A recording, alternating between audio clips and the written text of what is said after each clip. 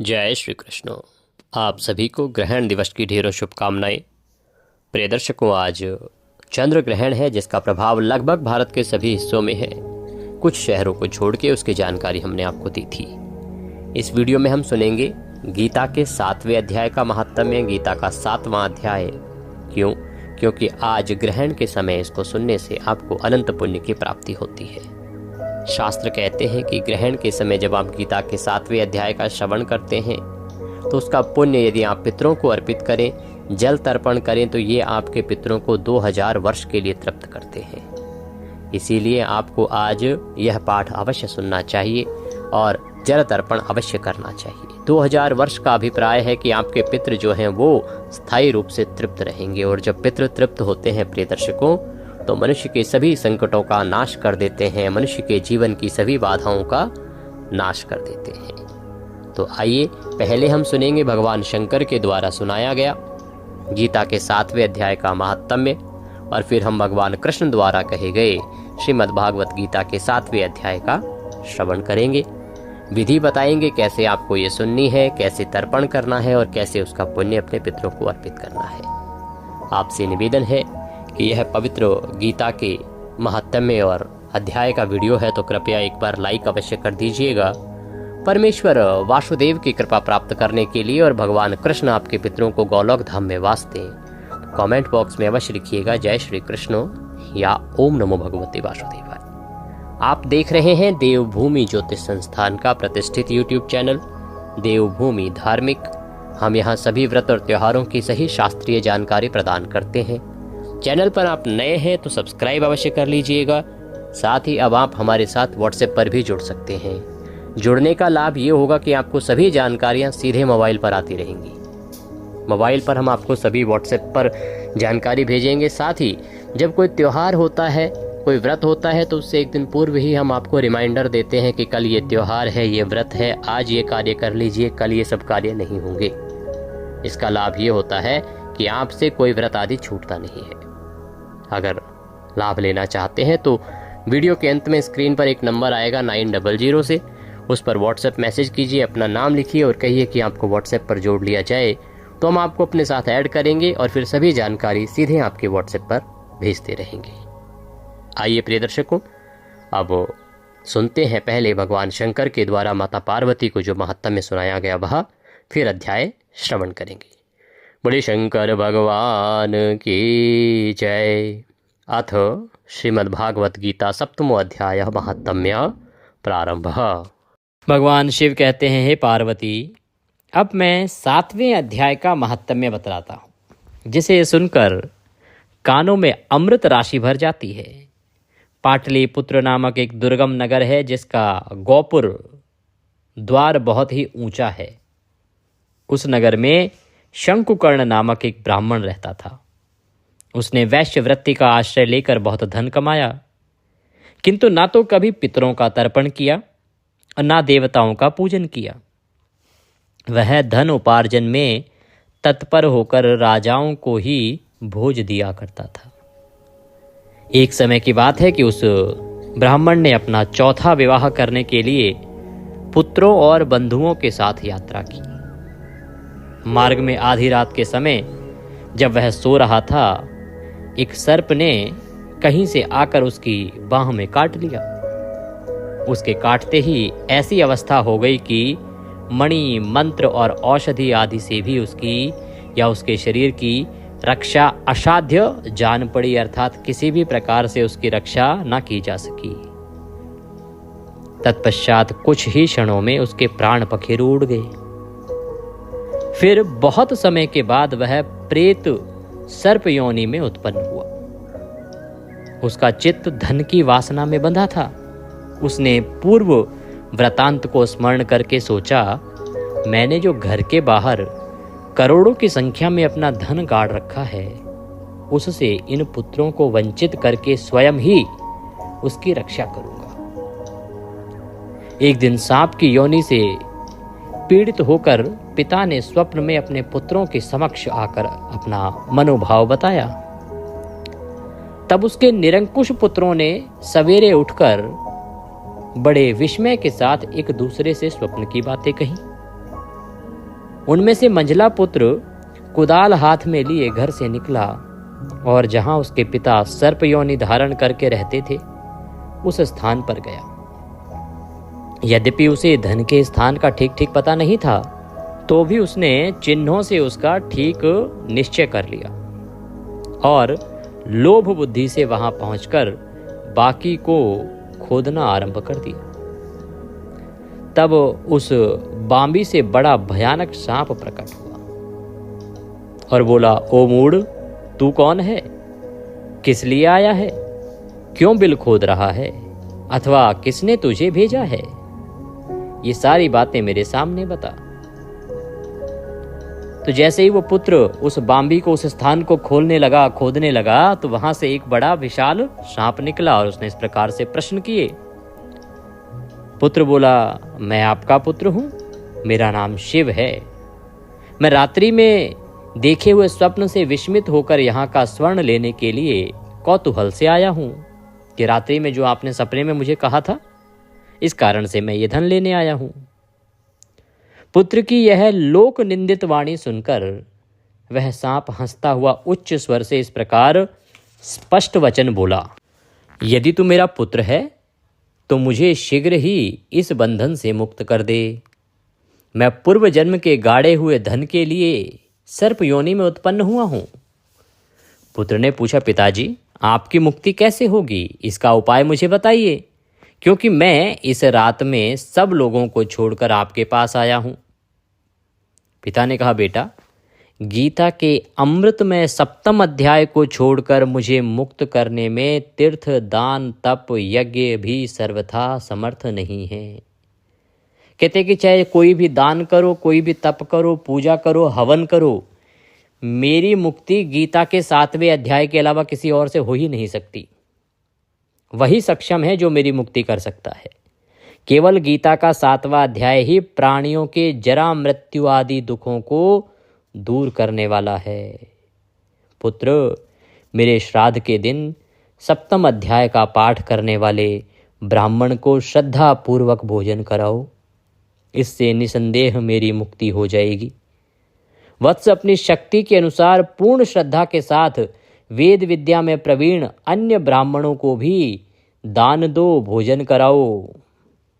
सर्प योनि में पड़े हुए पिता के ये वचन सुनकर सभी पुत्रों ने उसकी आज्ञा के अनुसार तथा उससे भी अधिक किया। तब शंकुकर्ण ने अपने सर्प शरीर को त्याग कर दिव्य देह धारण किया और सारा धन पुत्रों के अधीन कर दिया। पिता ने करोड़ों की संख्या में जो धन बांट कर दिया था, उससे वे सदाचारी पुत्र बहुत प्रसन्न हुए। उनकी बुद्धि धर्म में लगी हुई थी, इसलिए उन्होंने बावली, कुआं, पोखर, यज्ञ, देव मंदिर के लिए उस धन का उपयोग किया तथा अन्नशाला भी बनवाई। तत्पश्चात 7वें अध्याय का सदा जप करते हुए उन्होंने मोक्ष प्राप्त किया। तो इस प्रकार से जब वह धन में सदा लोभ करने वाला ब्राह्मण पुनः सर्प योनि में प्रकट हुआ और पुत्रों द्वारा जब उसका सत्कर्म करने के लिए 7वां अध्याय सुना गया, ब्राह्मण के द्वारा कराया गया, ब्राह्मणों की पूजा की गई, उसके फल से उसको मुक्ति मिली और सारा धन जो है पुत्रों को मिला। क्योंकि पुत्र जो थे उसके वो सभी सत्कर्म करने वाले थे, बुद्धिजीवी थे, धर्म कर्म में उनकी बुद्धि लगी हुई थी, इसीलिए उन्होंने इस धन को भी धर्म कर्म के कामों में ही लगाया। और जब उन्हें गीता के 7वें अध्याय की महिमा का पता चला तो वे सदा ही गीता के 7वें अध्याय का जप करने लगे, उसका पाठ करने लगे, जिसके फल से अंत समय में उन्हें मोक्ष की प्राप्ति हुई और वो भगवान के धाम को गए। इस प्रकार हे पार्वती, यह मैंने तुम्हें 7वें अध्याय का महात्म्य बताया है, जिसके श्रवण मात्र से मानव सब पातकों से मुक्त हो जाता है। बोले शंकर भगवान की जय। इसी के साथ श्रीमद् भागवत गीता के 7वें अध्याय का महात्म्य यहाँ पूर्ण होता है। अब हम सुनेंगे श्रीमद् भागवत गीता का 7वां अध्याय, जो भगवान श्री कृष्ण के द्वारा गीता उपदेश के रूप में कहा गया है। बोले श्री कृष्ण भगवान की जय।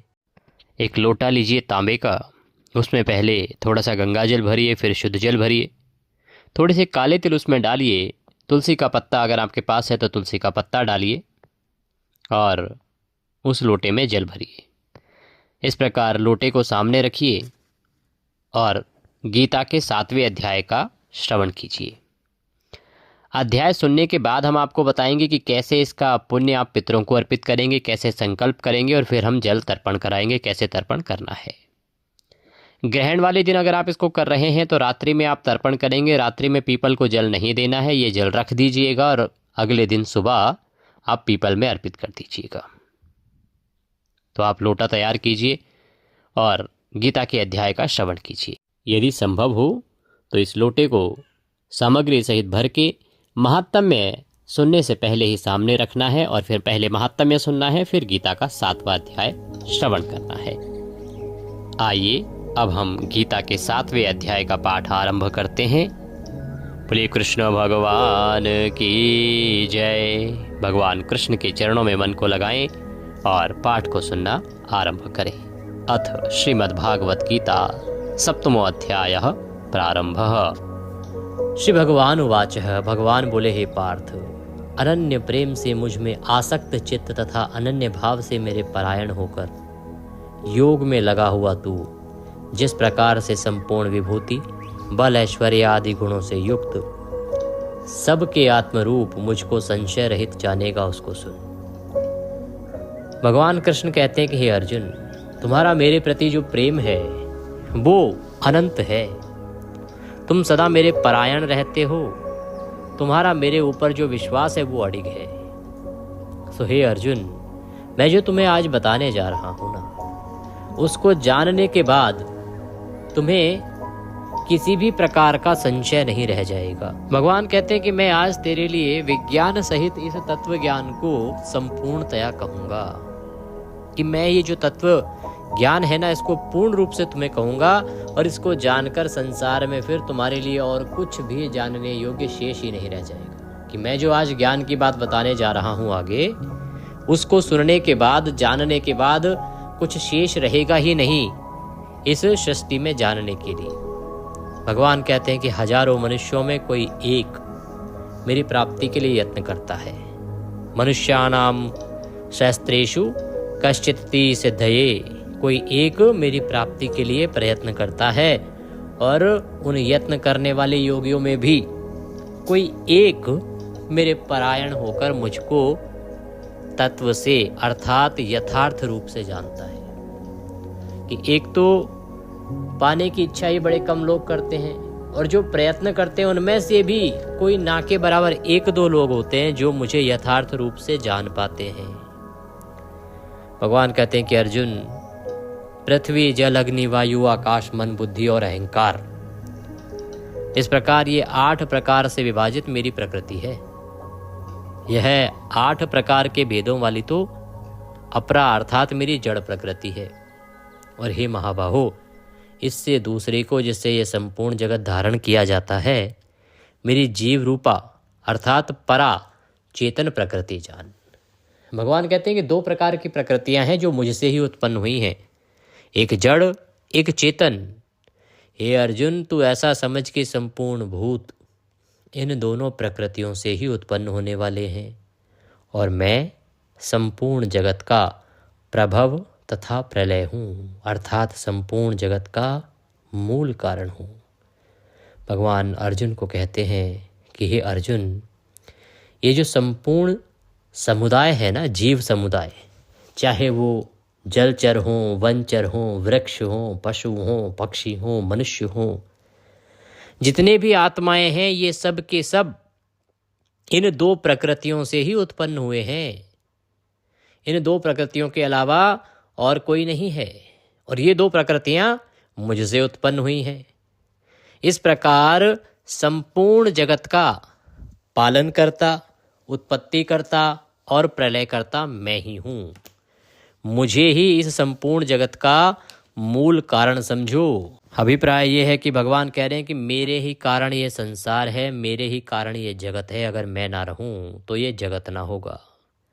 ये धनंजय, मुझसे भिन्न दूसरा कोई भी परम कारण है ही नहीं। यह संपूर्ण जगत सूत्र में सूत्र के मणियों के सदृश मुझ में गुथा हुआ है। जैसे मणियाँ एक साथ गुथी रहती हैं, उसी प्रकार से ये पूरा जगत मेरे भीतर गुथा हुआ है।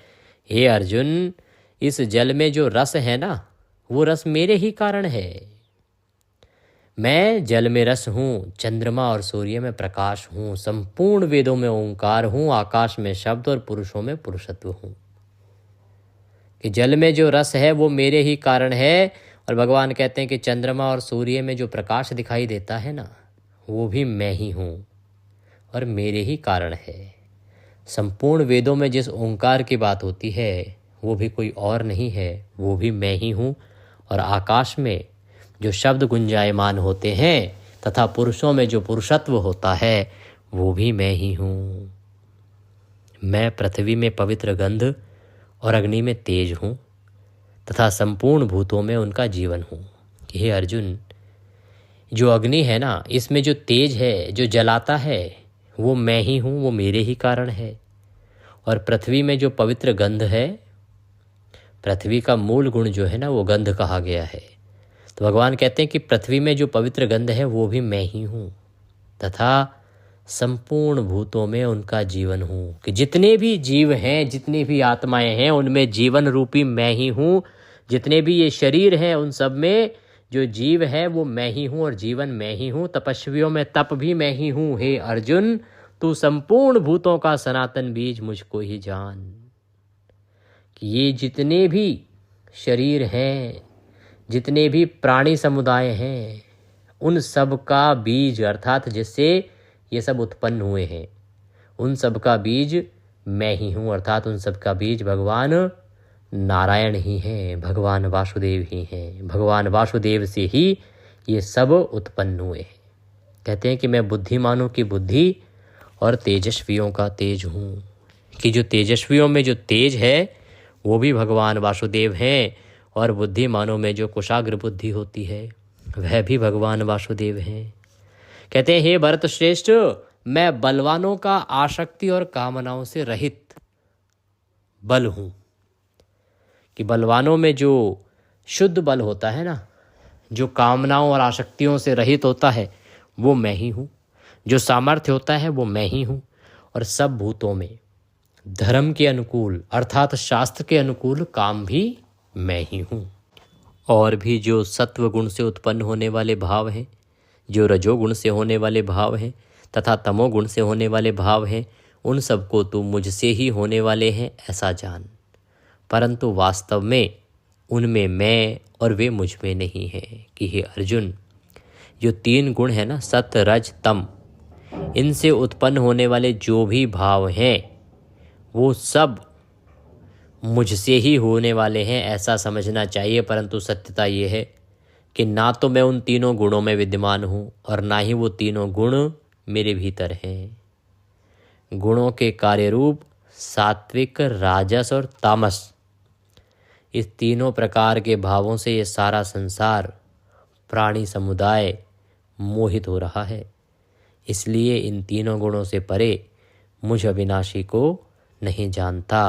भगवान कहते हैं कि ये जो सारा जगत है ना, ये जो सारा प्राणी समुदाय है, इसके ऊपर सत, रज और तम, इन तीनों गुणों का बड़ा तगड़ा प्रभाव है। इन्हीं के प्रभाव में ये सारा प्राणी समुदाय मोहित हो रहा है, डूबा हुआ है। और यही कारण है कि इन तीनों गुणों के प्रभाव के कारण ही ये मुझ अविनाशी को जानता ही नहीं है। क्यों? क्योंकि यह अलौकिक अर्थात अति अद्भुत त्रिगुणमयी मेरी माया बड़ी दुस्तर है। कि हे अर्जुन, ये जो तीन गुणों वाली मेरी माया है ना, ये बड़ी कठोर है। इसका जाल इस प्रकार से बिछा हुआ है कि सारा प्राणी समुदाय इस माया के जाल में ही फंसा रहता है। परंतु जो पुरुष केवल मुझको ही निरंतर भजते हैं वे इस माया को उल्लंघन कर जाते हैं। कि हे अर्जुन, पर यदि कोई मनुष्य मुझे सदा भजना शुरू कर दे तो वह इस माया में नहीं फंसता, इस माया से निकल जाता है और इस माया का उल्लंघन कर जाता है। और ऐसा ही मनुष्य इस संसार से तर जाता है, अर्थात उसकी मुक्ति हो जाती है। माया के द्वारा जिनका ज्ञान हरा जा चुका है, ऐसे आसुर स्वभाव को धारण किए हुए मनुष्यों में नीच दूषित कर्म करने वाले मूढ़ लोग मुझको नहीं भजते।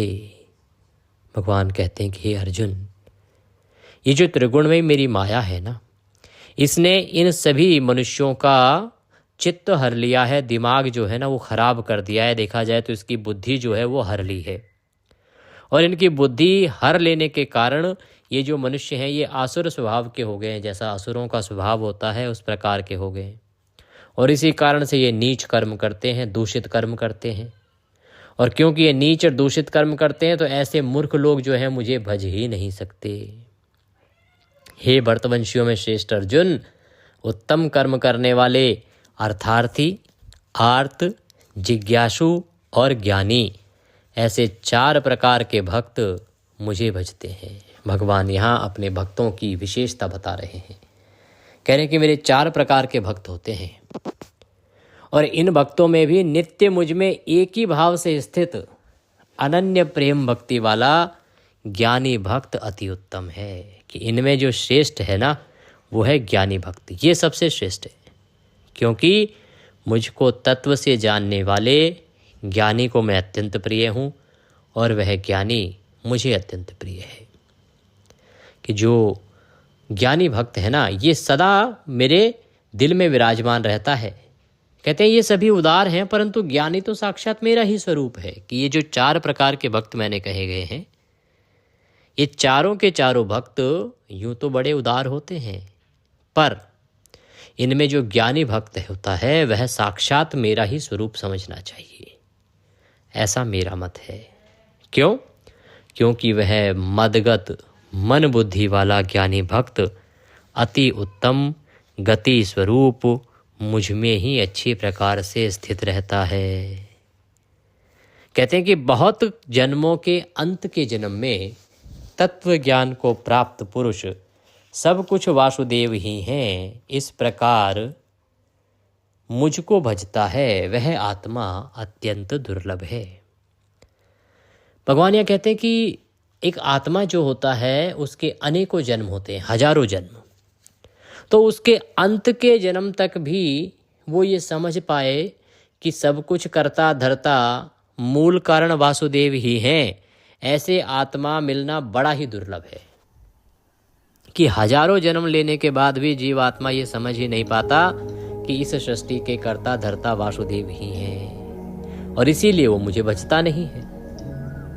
कहते हैं उन भोगों की कामना द्वारा जिनका ज्ञान हरा जा चुका है, वे लोग अपने स्वभाव से प्रेरित होकर उस नियम को धारण करके अन्य देवताओं को भजते हैं, अर्थात पूजते हैं। कि हे अर्जुन, जो लोग हैं ना ये कामनाओं में डूबे हैं, ये कामनाओं में डूबे हैं, और कामनाओं के कारण ही इनका चित्त हर लिया गया है, इनका ज्ञान जो है उसका हरण हो चुका है।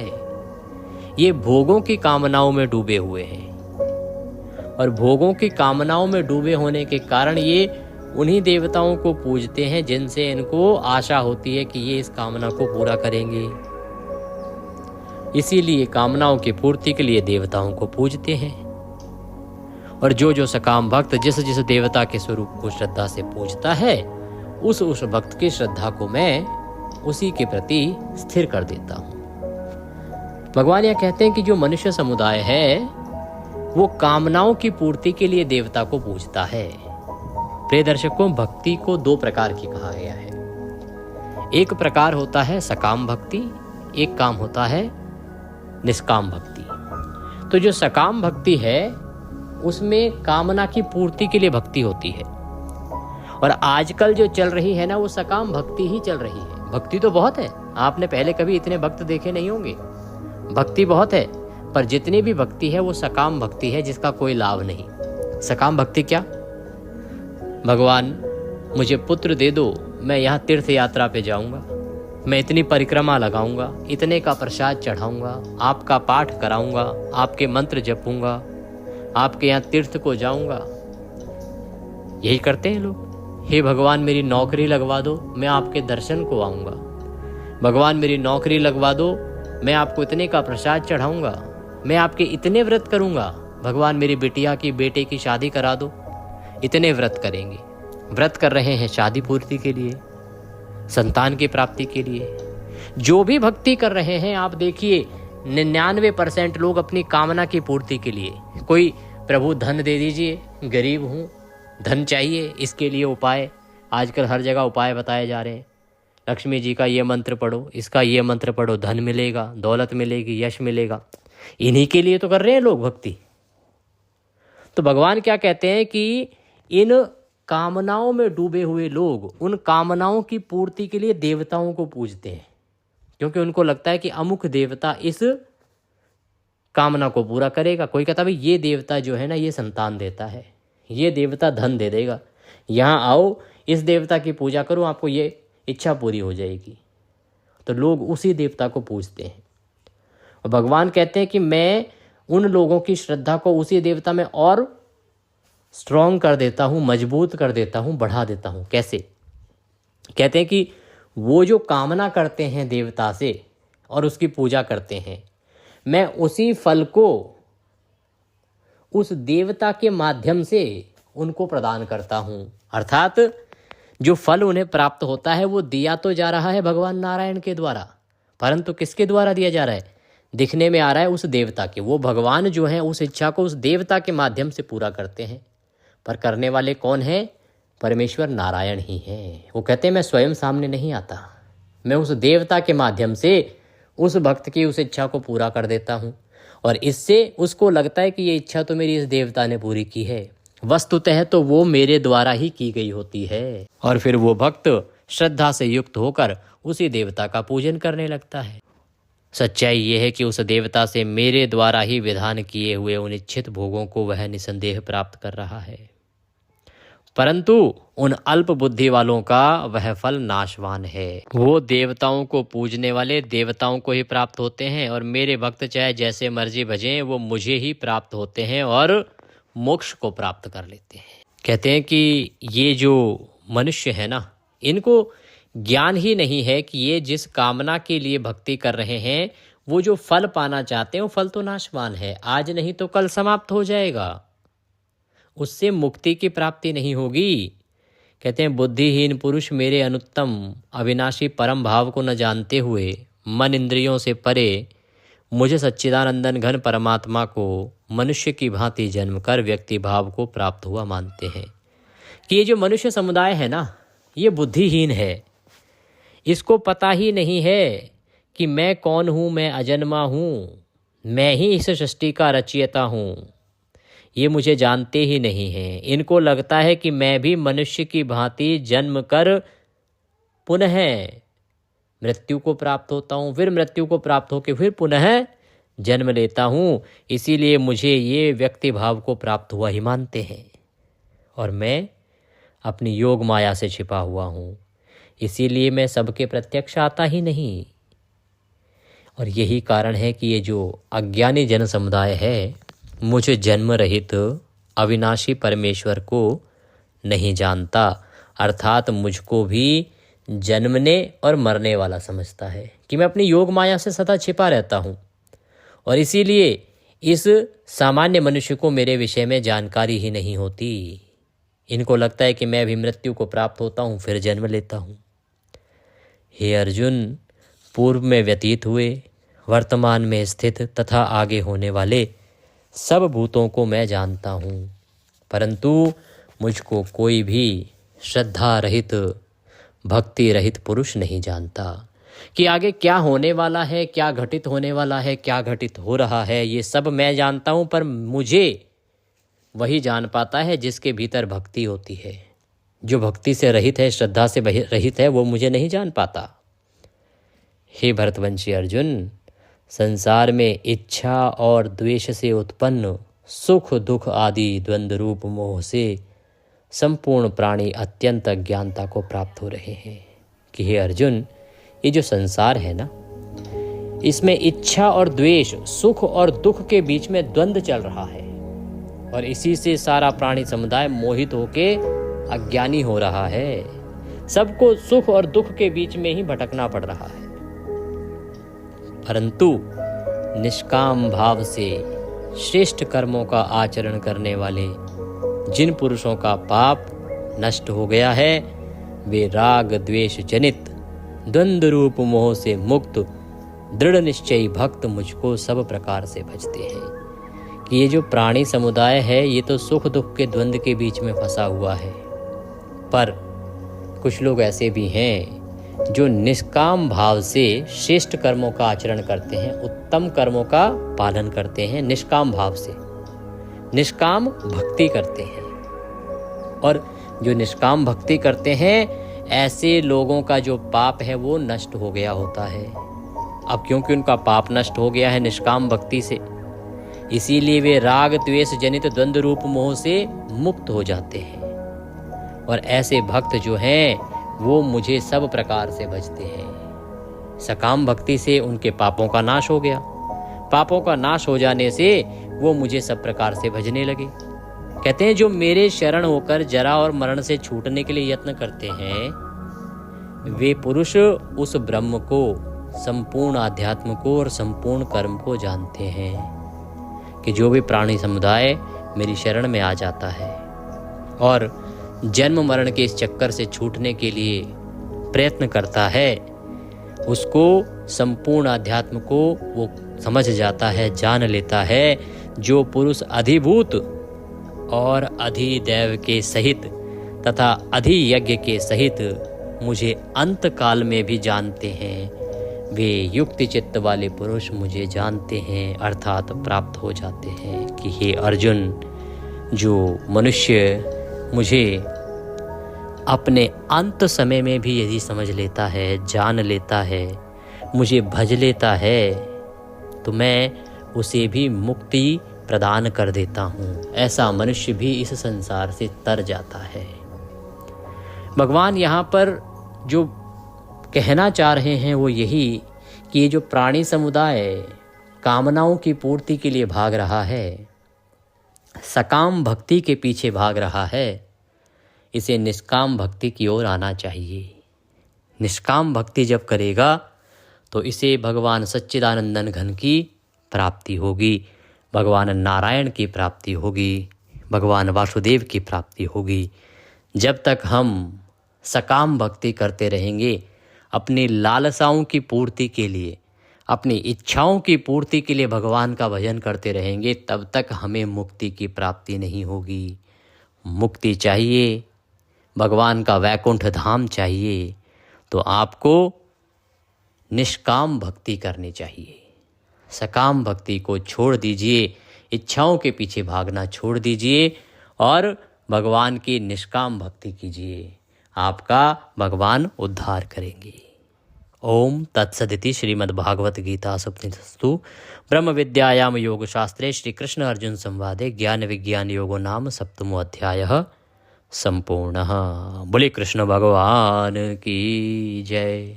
इसी के साथ यह 7वां अध्याय यहाँ पूर्ण होता है।